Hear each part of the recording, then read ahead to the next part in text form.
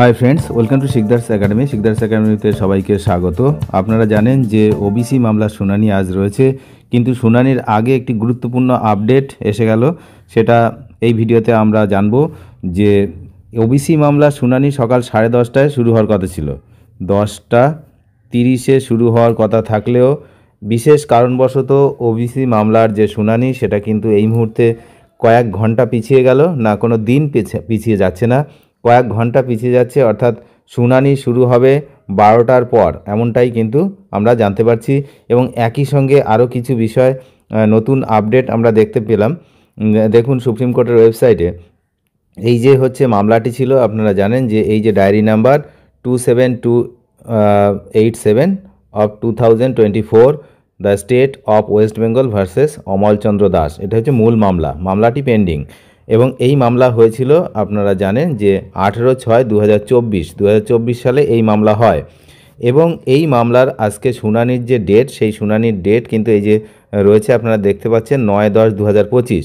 এখন উল্লেখযোগ্য বিষয় হচ্ছে এখানে বিচারপতিদের যে লিস্ট সেটা আপনারা দেখুন।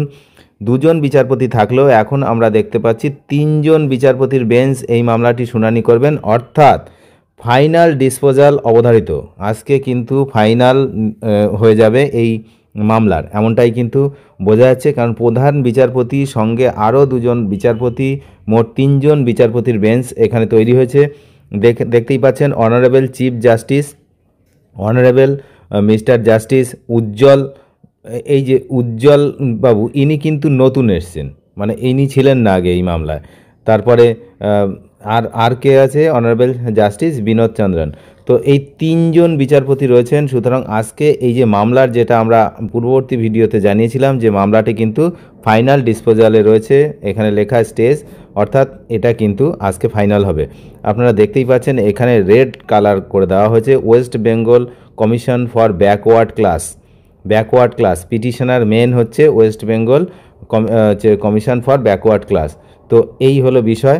আর এখানে আপনারা আর একটা জিনিস এখানে দেখতে পাবেন যে এই যে লিস্টিং ডেটস, এখানে যদি আপনারা দেখেন এই লিস্টিং ডেটে দেখুন এই যে ডেটটা লিস্ট করা হয়েছে 9/10/2025।